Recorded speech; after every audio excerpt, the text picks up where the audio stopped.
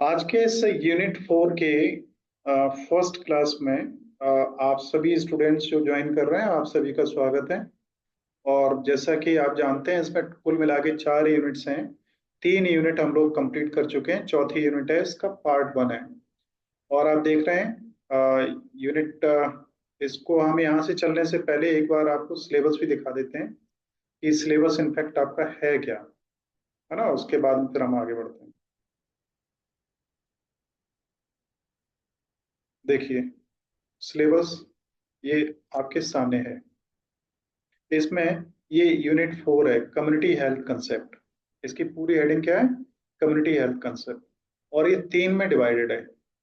Causes of common disease prevalent in the society and nutrition requirement in the following. हमारे समाज में जो आम बीमारियां होती हैं, व्याप्त होती हैं समाज में, उनको हम कैसे मैनेज करें। और आम बीमारियां कौन कौन सी हैं? डायबिटीज, ब्लड प्रेशर, मोटापा, कब्ज, डायरिया और टाइफाइड बीमार बुखार। तो ये बीमारियां आम हैं। अब आपको इनके बारे में अगर जो नॉलेज मिलेगा उसे आप अपने घर में अपने पड़ोस में ये इस्तेमाल कर पाएं तो ये नॉलेज आपके काफी काम आएगा। जरूरी नहीं डॉक्टर ही सब कुछ आपको बताएं।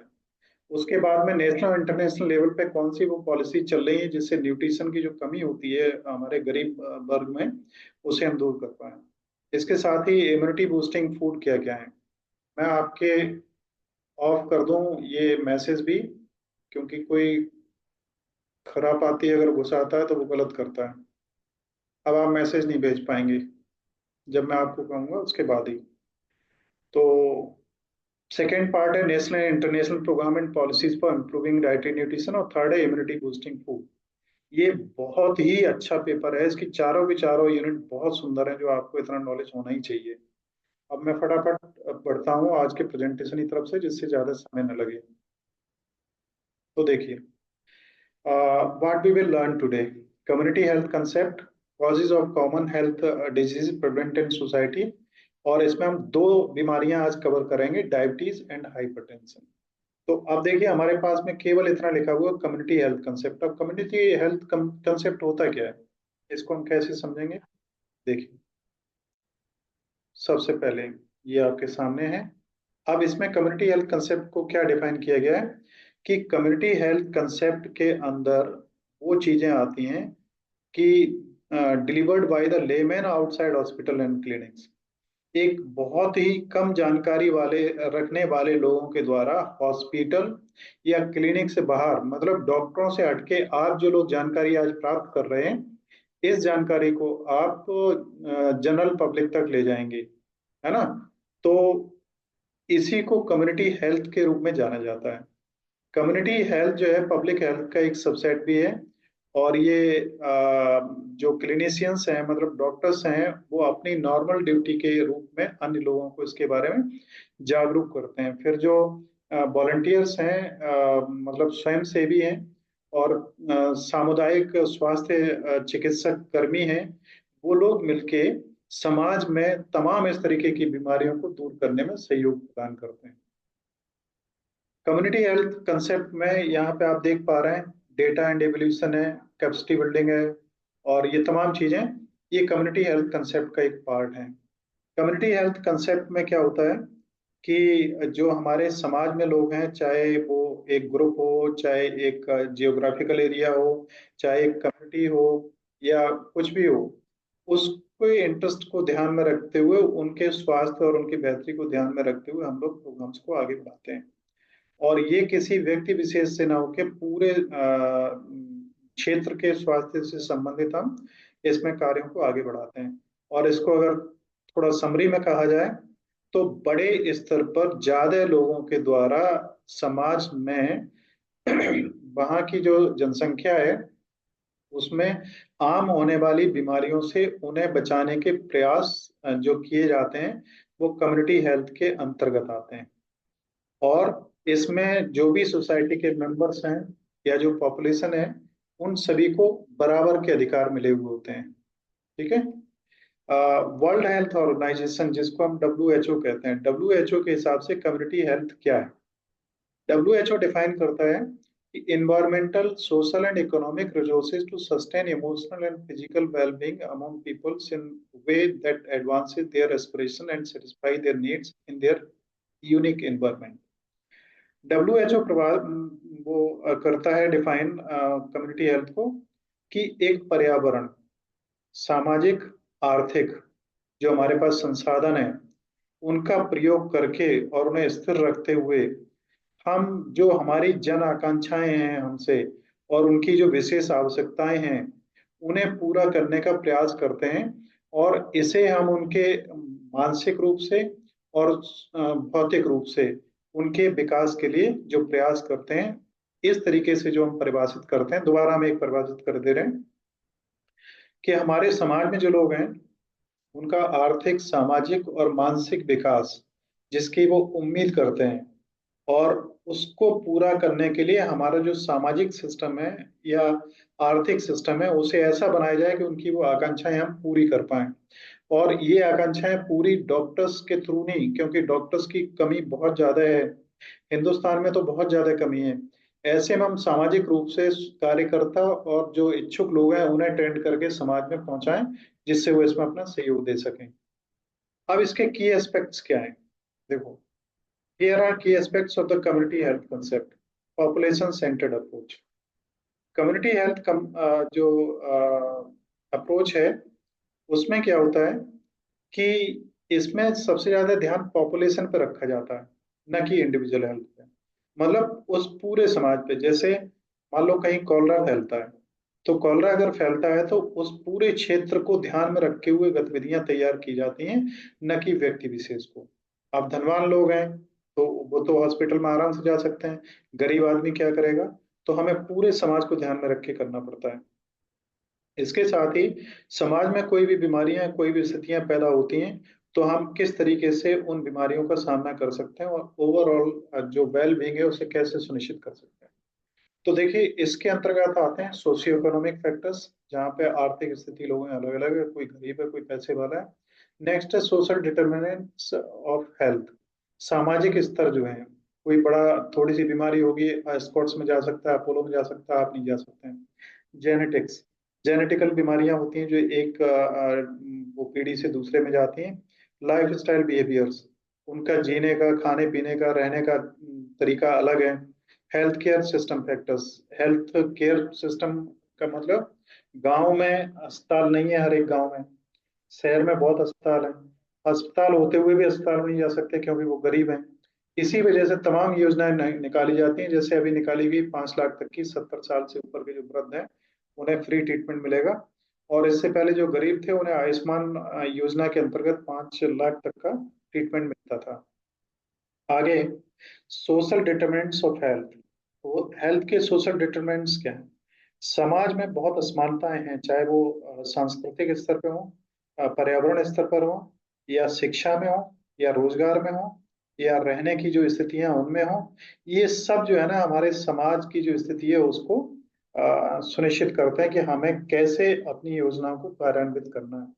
इसके साथ में कम्युनिटी एंगेजमेंट, हम किसी भी उद्देश्य को अगर प्राप्त करना चाहते हैं तो वहाँ के जो लोग हैं, स्टेक होल्डर्स हैं, जो भागीदार हैं, उन्हें थोड़ा सा ट्रेंड करके और उन्हें इसका एक पार्ट बना के अपने बड़े प्रोग्रामों को कम्युनिटी में अप्लाई किए जाने वाले कार्यक्रमों को बेहतर तरीके से सुनिश्चित कर सकते हैं। राइट। नेक्स्ट है हॉलिस्टिक हेल्थ अप्रोच। जब तक आपकी अप्रोच हॉलिस्टिक नहीं होगी तब तक कुछ भी आप प्राप्त करेंगे वो गलत होगा। हॉलिस्टिक का मतलब क्या होता है, समग्र। और जब हम हॉलिस्टिक हेल्थ की बात करते हैं तो इसका मतलब होता है आपका मानसिक, शारीरिक और जो भौतिक, तीनों तरीके से आपका वो होना चाहिए विकास। देखिए, हॉलिस्टिक अप्रोच जब तक नहीं होगी, आपके आंख में अगर दर्द हो रहा है तो आप ट्रीटमेंट किसका कर रहे हैं, आंख का। और आंख का रिलेशन किससे है, दिमाग से। दिमागी प्रॉब्लम है उसकी वजह से आंख में दर्द हो रहा है। आपका पेट खराब है, उसका रिलेशन किससे है, मन से है। अगर आप साइकोलॉजिकल डिसऑर्डर है तो पेट आपका खराब होगा, और पेट खराब ज्यादा रहेगा तो साइकोलॉजिकली आप डिस्टर्ब होंगे। आप इलाज किसी और का कर रहे हैं, वजह कोई और है। तो जब तक हम पूरे एक समग्र रूप से नहीं देखते हैं, तब तक दिक्कत रहेगी। Access to health care services, health care services में पहुंचने में कितनी स्थिति है, कहाँ की, कहाँ आसानी से पहुंचा जा सकता है, कहाँ पे दिक्कतें आ रही हैं। गांव तक अगर हमें स्वास्थ्य को पहुंचाना है तो वहाँ पे छोटे छोटे सैटेलाइट रिमोट सेंटर्स बनाने पड़ेंगे। वहाँ आशाएं काम कर रही हैं, अब आप जानते होंगे। आंगनबाड़ी केंद्र खोले जा रहे हैं, ये सब कम्युनिटी हेल्थ का ही एक पार्ट है। हेल्थ एजुकेशन एंड प्रमोशन, आए दिन तमाम जगह पे कैंप्स लगाए जाते हैं, लोगों को जागरूक किया जाता है। उन्हें जैसे कई लोग हैं शराब पीते हैं, बीड़ी पीते हैं, तंबाकू खाते हैं, सिगरेट पीते हैं, उनकी बुराइयों के बारे में बताया जाता है। तमाम जगह पे इनको छोड़ने के केंद्र बनाए गए हैं, जहाँ पे कोई भी जाके अगर एडिक्ट हो गया किसी चीज का तो वो वहाँ पे उसको ट्रीटमेंट मिलता है। साथ में न्यूट्रिशन की अगर कमी है तो सरकार की बहुत सारी योजनाएं जो आगे आप पढ़ेंगे जनहित के लिए चलाई जा रही हैं, जो कम्युनिटी हेल्थ कंसेप्ट के अंतर्गत ही आती हैं। इसके साथ हमें कोलैबोरेट और स्टेक होल्डर्स के साथ कोलैबोरेट करना पड़ेगा। इसका एक सबसे बड़ा एग्जांपल ये है कि आप किसी भी हॉस्पिटल से जाके कहीं से भी ट्रीटमेंट करवाएं आयुष्मान योजना के अंतर्गत, आपको हर जगह मिलेगा। चाहे आप अपोलो में चले जाएं या आपके पड़ोस में कोई छोटा सा हॉस्पिटल हो उसमें चले जाएं, सभी जगह पे आपको फ्री ट्रीटमेंट मिलेगा। गवर्नमेंट ने इस चीज को सुनिश्चित किया हुआ है। ठीक है, आगे बढ़ता हूं। अब क्या है, causes of common disease prevalent in society. हमारे समाज में जो आम बीमारियां फैल रही हैं उनमें कॉमन डिजीजेस कौन सी हैं? तो हमारा देश जो कि अभी विकासशील देश है, अभी विकास कर रहा है, विकसित नहीं हो पाया है, तो यहाँ पे कई क्षेत्र ऐसे हैं जिनकी वजह से हमारे ऊपर दबाव रहता है तमाम बीमारियों का। यहाँ पे जेनेटिक डिसऑर्डर्स हैं, यहाँ पे पर्यावरण की दिक्कत है, जैसे आजकल आप देख रहे हैं पराली जलाने के प्रॉब्लम की वजह से हरियाणा और उसके साथ में दिल्ली वगैरह के तमाम क्षेत्रों में स्थिति बहुत खराब है। लाइफ स्टाइल है, आप क्या करते हैं कि ताजी सब्जियां, ताजे फल, सलाद खाना छोड़ दिया और आप क्या खाने लगे, पिज्जा, पेटीज, पेस्ट्रीज, बर्गर और मोमोज। और आपने कहीं से ज्ञान ले लिया थोड़ा सा, व्हाट्सएप यूनिवर्सिटी से ज्ञान ये ले लिया कि खाना खाने के बाद में 1 घंटे तक पानी हमें नहीं पीना चाहिए। अब आप मोमोज खा के आए खूब मिर्च वाले, और सीटी मार मार के आपने खाया उसे जैसे तैसे, और उसके बाद आप 1 घंटे पानी और नहीं पिएंगे। आप अपने ही दुश्मन क्यों बन रहे हो? क्यों ये ड्रामा कर रहे हो? ऐसा मत करो। दूसरा, अगर आपको जानना हो कि आपका ये पिज्जा वास्तव में इतना अच्छा है, तो आप एक काम, एक प्रैक्टिकल करना, पिज्जा लेके कुत्ते के सामने डाल देना, कुत्ता उसे खाएगा नहीं। समझ रहे हैं? तो कुत्ता आपसे ज्यादा समझदार है, और कुत्ता अगर आपसे ज्यादा समझदार है तो भाई साहब आप थोड़ा सा विचार करें अपने बारे में। और ये पिज्जा खा के आप बीमारी ही अपने अंदर पहुंचा रहे हैं। आप इन पे अगर आपको लगे कि मैं शायद इनका दुश्मन हूँ, ऐसा नहीं है। ये पानी के पतासे और ये टिक्कियाँ, ये सब चीजें कोई आपके मतलब की नहीं है। इसमें जो आप खाते हो क्या कहते हैं इसको, बर्गर वगैरह, इनमें जो यूज होते हैं आलू, आलू की टिक्की को इस तरीके से ट्रीट किया जाता है कि वो पैक्ड आती है और 1 1.5 महीने तक वो आलू रखे रहेंगे, सड़ेंगे नहीं। और जो चीज सड़ेगी नहीं वो पचेगी भी नहीं। आपके शरीर के अंदर ये कैसे पच जाएगा भाई, जो 1.5 महीने तक खराब होने वाला नहीं था? तो आपका पेट खराब होता जाएगा, आपकी स्थिति खराब होती चली जाएगी। ठीक है, तो इसके बाद में क्या है, हमारा हेल्थ केयर है, इंफ्रास्ट्रक्चर है, हेल्थ एजुकेशन है, अवेयरनेस कैंपेन्स हैं, पॉलिसी इंटरवेंशंस हैं, और सोशियो इकोनॉमिक डेवलपमेंट। ये वो पॉइंट हैं जिनके द्वारा हम अपने समाज में जागरूकता लाने के साथ कम्युनिटी कम्युनिटी हेल्थ के कंसेप्ट को इम्प्लीमेंट करने में सहायता कर सकते हैं। और अब हम लोग, हमें बहुत ज्यादा कमी है। एक तो हम लोग ऐसे वातावरण में रहते हैं कि तमाम बैक्टीरिया वायरसेस के संपर्क में रहते हैं, और फिर हम लोग हाइजीन का भी प्रयोग नहीं करते, सब्जियों को अच्छी तरीके से नहीं धोते, हाथ अच्छी तरीके से नहीं धोते, रखे रखाई बर्तन उन्हीं में उठा के खा लेते हैं। हमारे यहाँ ज्यादा हाइजीन पे ध्यान नहीं दिया जाता। अब कौन कौन सी बीमारियां हैं देखिए, कार्डियोवास्कुलर, इसमें हार्ट से रिलेटेड बीमारियां हैं, लंग से रिलेटेड हैं, किडनीज वगैरह से रिलेटेड हैं, जो भी आपके कार्डियोवास्कुलर और थोरेसिक रीजन में होते हैं। डायबिटीज है, रेस्पिरेटरी डिजीज में वही मैंने बता दिया, लंग्स वगैरह में, चाहे वो टीबी है, लंग्स में कैंसर है, या लंग्स में पानी भर गया है, या लंग्स में कोई इन्फेक्शन है। और इन्फेक्शियस डिजीजेस, इसमें क्या होता है कि इन्फेक्शन इतनी तेजी से बढ़ता है कि वो कई बार पैर काटने की नौबत आ जाती है, या जहां हाथ में होता है वहां काटने की नौबत हो जाती है। मेंटल हेल्थ डिसऑर्डर, ये बीमारी बहुत बढ़िया है भाई। ये बीमारी इतनी अच्छी है कि जो लोग जितने ज्यादा विकसित होते हैं ये बीमारी उतनी ही ज्यादा होती है। ये कहा जाता है कि अमेरिका में हर 3 में से एक आदमी मेंटल हेल्थ डिसऑर्डर की स्टेज से गुजर रहा है।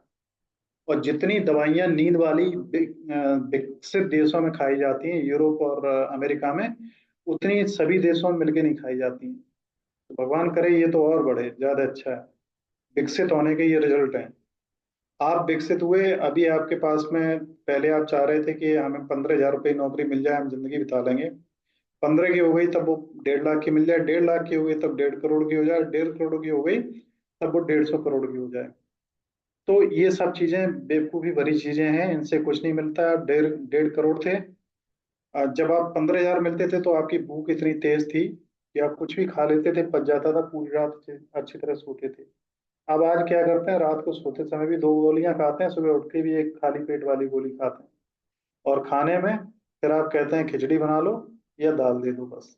तो इसका क्या फायदा खाने का। न्यूट्रिशनल डेफिशिएंसी है, उनमें काम आता है। मलेरिया और डेंगू वगैरह है, कैंसर है, हेपेटाइटिस है, और मैटरनल एंड चाइल्ड डिजीज में, ये हमारी प्रिवलेंट डिजीज है। अब आता है पहला, डायबिटीज। देखिए, 20-22 मिनट हुए हैं और मैंने आपका पूरा सिलेबस कवर कर दिया है। अब डायबिटीज जो है वो एक बहुत आम बीमारी है हिंदुस्तान में पाई जाने वाली। और मैं आपसे निवेदन करूं कि डायबिटीज पे मैंने काफी रिसर्च की है और काफी काम किया है। मेरे अनुभवों को अगर आप यूज करना चाहें तो आप अपने सोसाइटी में, अपने घर में देखना, अगर कोई डायबिटीज का पेशेंट है और डायबिटीज के पेशेंट ने अगर डायबिटीज की दवाई लेनी शुरू करी होगी, जरा नजर मारना अपने पड़ोस में। तो डायबिटीज की दवाई उसने अगर लेनी शुरू करी, 3 से 4 साल तक अगर उसने दवाई ली, तो वो हार्ट का भी मरीज भी बन गया होगा। और अगर किसी को हाई बीपी रहता है और वो हार्ट की दवाई ले रहा है, तो 2-3-4 साल में वो डायबिटीज का मरीज बन गया होगा। और दोनों अगर बीमारियां हैं तो 5-7 साल में, अगले बारे में, आने वाले में, आपको या तो आंखों की प्रॉब्लम होगी, कोलेस्ट्रॉल भी डिस्टर्ब हो जाएगा, या आपकी किडनी में डायलिसिस की स्थिति में आ जाएंगे, या ब्लड जो है उसमें ट्राइग्लिसराइड्स वगैरह और कोलेस्ट्रॉल वगैरह बहुत ज्यादा बढ़ने लगेंगे, या आपके हाथ पैर घुटनों वगैरह में दर्द होने लगेगा, वहां पे जमा होने लगेगा यूरिक एसिड, या और तमाम इसी तरीके की चीजें जमा होने लगेंगी। और धीरे धीरे आपने जो कुछ कमाया था 1.5 करोड़ वाला, वो आपको 15,000 पे ले आएगा, क्योंकि वो सारा कुछ पैसा आपका लग जाएगा इन बीमारियों को ठीक करने में। अब डायबिटीज दो तरीके की होती हैं।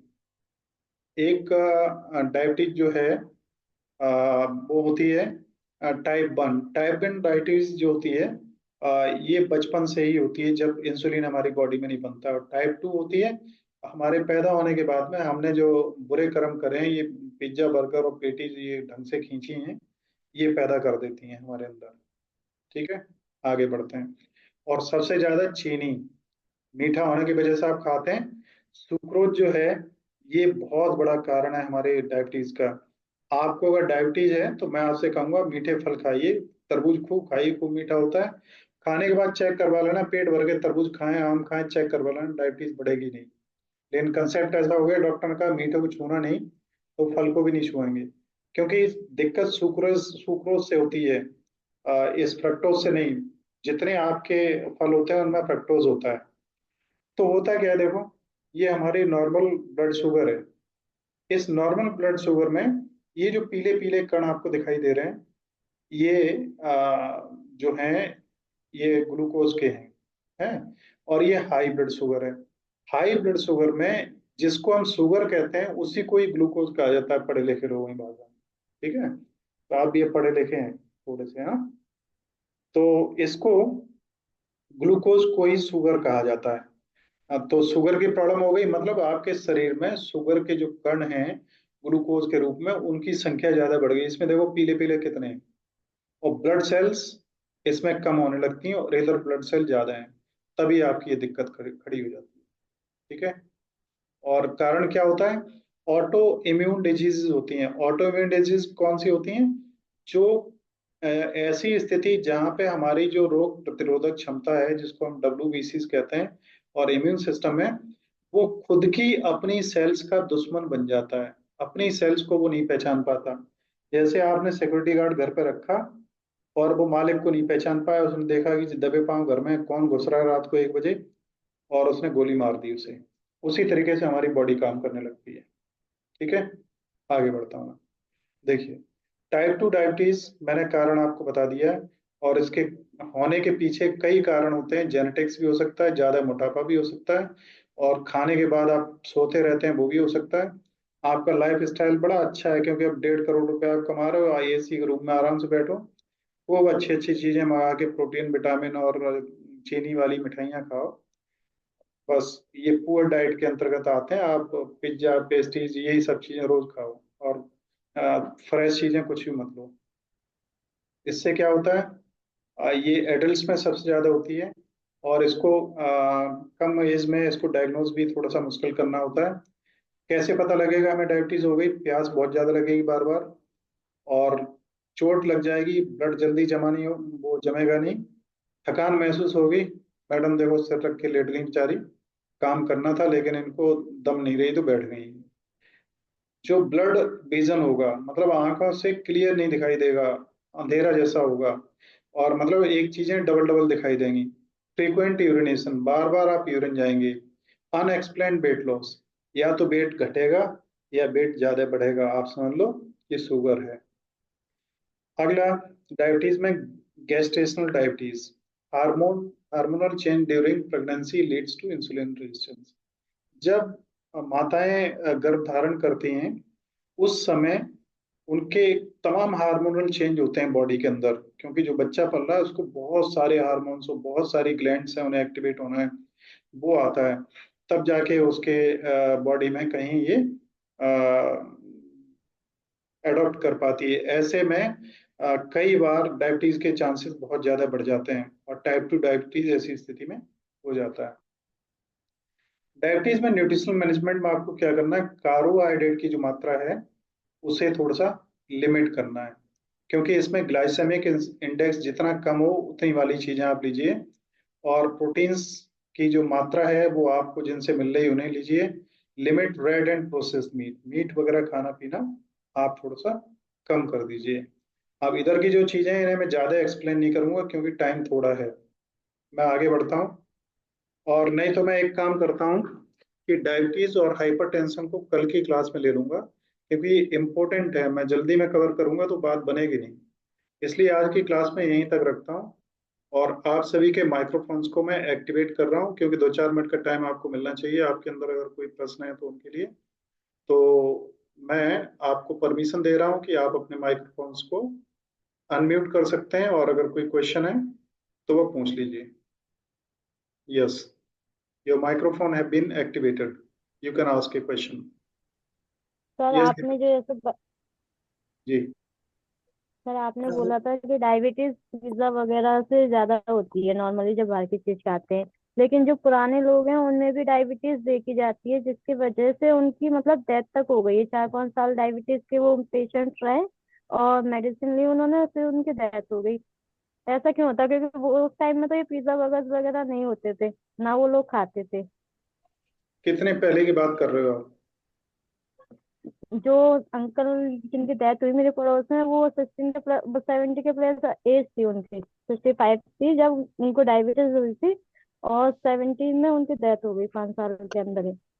तो 70 तक तो वैसे ही ज्यादातर लोग निपट जाते हैं। नहीं आजकल वो तो आजकल जो एवरेज एज है वो 65 जी। से 75 है। तो इसमें कुछ भी नहीं, बीमारियां पहले भी होती थी। देखिए, किडनी फेलियर की प्रॉब्लम है, पहले भी होती थी, तब लोग किडनी के बारे में जानते ही नहीं थे, और उन्हें पता लगा पेट में दर्द हुआ और वो खत्म हो गए। तो क्या करेंगे, इसमें कुछ ऐसा नहीं कहा जा सकता है कि किन में होता है, लेकिन डेफिनेटली ज्यादातर बीमारियां 40 साल के बाद स्टार्ट हो जाती हैं, क्योंकि शरीर उस समय बहुत ज्यादा प्रोडक्शन कर नहीं पाता, उस पर लोड ज्यादा होता है, और आप अपने आप को 40 साल तक बहुत कुछ थका चुके होते हैं। Yes, any more question? Sir diabetes में मीट वगैरह खाना कैसा है? मीट चिकन और ये जो चीजें इसलिए ज्यादा मना होती हैं कि इसको पचाना पेट को मुश्किल हो जाता है, पेट के पचाने की क्षमता वो नहीं रही जो पहले थी। और इससे एनर्जी भी ज्यादा डेवलप होती है, क्योंकि इसमें फैट वगैरह की मात्रा ज्यादा होती है, तो इन्हें पचाना मुश्किल होता है। आपने एक चीज महसूस करी होगी, अगर आप मटन चिकन वगैरह खाते हैं, कि जिस दिन मटन और चिकन खाते हैं उसमें खाते ही आपको नींद आती नाम का है होगा मौके से डाल कर। है ना? नींद आती है आपको। नींद क्यों आती है? क्योंकि इतनी ज्यादा एनर्जी चाहिए पेट को पचाने के लिए जो आपका शरीर बना पाने में सक्षम नहीं है। आप सो जाएंगे तो बाकी की एनर्जी जो यूज हो रही वो खत्म हो जाएगी, आपके पेट में लग जाएगी। Any more questions? सर गुड़ खाने से डायबिटीज पे कोई इफेक्ट नहीं पड़ता ना? गुड़ खाने से पड़ेगा, जिन्हें डायबिटीज कुछ ज्यादा है उन पे ज्यादा इफेक्ट पड़ेगा। अदरवाइज गुड़ में भी बहुत सारी चीजें मिलाई जाने लगी हैं। इसमें बहुत ज्यादा मिलाया जाता है सोडा, जो दिक्कत करता है, और उसके साथ में सल्फर मिलाया जाता है इसको रिफाइन करने के लिए। ये जो भी आ रहे हैं वो अच्छे नहीं है, गुड़ को ना खाएं। चीनी खा रहे हैं अगर तो चीनी की जगह गुड़ खाएं, ज्यादा बेहतर है। और गुड़ सर की सर वोके सर वो आप बोल सर रहे थे कुत्ता वो नहीं खाता है पिज्जा को। हाँ। सर वो सर कुत्ता वोकेशनल शहद को नहीं खाता है। हम्म। सर वो कुत्ता शहद को नहीं आवाज कट रही है खाता आपकी है। आवाज। आपकी आवाज बहुत कट रही है। सर जो वोकेशनल का पेपर का डेट शीट आ गई है सर उसका मैं फिर ये बोलूँ असाइनमेंट कि कब बनेगा? वोकेशनल की डेट शीट अभी नहीं आई। सर एग्जाम डेट तो आ गई है, उसमें वोकेशनल बीएससी और को करिकुलम लिख रहा हुआ है उसका पेपर। कहीं नहीं दिया होगा, को करिकुलर का होगा, वोकेशनल की कोई डेट ही नहीं होगी। उसकी जो सर डेट हम देंगे वो होगी। Hello sir. सही है। सर ऐसे ही फल वगैरह में भी डायबिटीज होती है? फलों में डायबिटीज नहीं होती, फलों में सुक्रोज होता है, वो फ्रक्टोज सर होता है। फ्रक्टोज। फ्रक्टोज होता है, फलों में डायबिटीज का असर नहीं होता है। लेकिन जो बहुत ज्यादा जिन्हें डायबिटीज बढ़ चुकी है वो फ्रक्टोज को भी पचा नहीं पाते, फिर तो उनकी डायबिटीज उससे भी बढ़ने लगती है। वो यस खाएं सर। तो लिमिट में खाएं, अगर देख लें एक बार चेक करने खाने के बाद में बढ़ रही है ज्यादा तो लिमिट में रखें, अदरवाइज खूब मीठा खाएं। Yes sir. सर मेरे पापा को डायबिटीज हो गई है, 345 बताई थी डॉक्टर ने, लेकिन अब 180 हो गई है। तो उनके लिए मतलब घर में ऐसा क्या खाने के लिए किया जाए जिससे कि उनकी बढ़े नहीं आगे, क्योंकि वो अब डॉक्टर के पास जाते नहीं है मेडिसिन लेने के लिए। देखिए मेडिसिन तो, एक चीज और बता दूं, डायबिटीज में मैंने काफी काम किया है जैसा कि आपको बताया। आप लोग अगर जानना चाहें तो आप थोड़ा सा इंटरनेट पे खोजना कि सन 1950 में डायबिटीज किस लेवल को माना जाता था, फिर 60 में कितने को माना गया। कभी ये होता था कि जैसे बीपी 150 तक है तो नॉर्मल है, अब उन्होंने 120 के ले आए, मतलब 125 या 30 आपका बीपी हुआ तो ये कह दिया जाएगा हाई और दवाइयां खानी शुरू। तो ये जो मेडिकल फील्ड है, दवाइयों का फील्ड है, ये पेट्रोल और डीजल से भी बड़ा इंडस्ट्री है। इंडस्ट्री को चलाने के लिए अब 20 से अगर 15 पे कर दी जाए, 115 पे डायबिटीज, वो क्या नाम है, हाई बीपी, तो आप ये समझ लो कि दुनिया भर के कम से कम 10-20 करोड़ तो पेशेंट जुड़ जाएंगे नहीं। तो डायबिटीज या हाई बीपी अगर आपको लग रहा है कि आपको है और उसका असर महसूस हो रहा है, उसके सिम्टम्स दिख रहे हैं, वो तो ट्रीटमेंट करो, अदरवाइज दवाई छोड़ दो तो कोई दिक्कत नहीं। सर इसमें जो डेट शीट आई है उसमें लिखा हुआ मुझे है। लग रहा है पेपर संडे को ही होगा। वोकेशनल लिखा है तो हमें जरा भेज देना, लिखा नहीं होगा, आपने सही से नहीं पढ़ा होगा। सर एक क्वेश्चन है हमारा। हेलो सर, इसमें तो 10 तारीख को लिखा है फूड न्यूट्रिशन और एंड हाइजीन का paper. Food nutrition and hygiene को करिकुलर है, वोकेशनल नहीं है भाई मेरे। अच्छा वो करी क्या कर रहा है? हाँ, वोकेशनल में तो सर एक बेसिक क्वेश्चन कंप्यूटर पूछना है स्किल्स हमको। का। बेसिक कंप्यूटर स्किल्स आपके लिखा है कहीं? कहीं नहीं लिखा। फटाफट करिए, टाइम 5 मिनट ज्यादा हो गया, किसी को और कोई प्रश्न पूछना है तो पूछ सर लीजिए। मैं इसका पेपर यस संडे को सर। ही होगा सर क्या? हमको ये पूछना है पेपर सर। भी होगा। हेलो सर आप व्हाट्सएप पे डाल देना पढ़ा हुआ है पेपर सब, की। सब कुछ पढ़ा है। अब मैं इस सर मैं मीटिंग आपको को पेपर सेंड करूँ फिर? खत्म करना चाह रहा हूँ क्योंकि अगला क्लास स्टार्ट होनी है। तो सर सर एक क्वेश्चन सर था हमारा। करूँ फिर?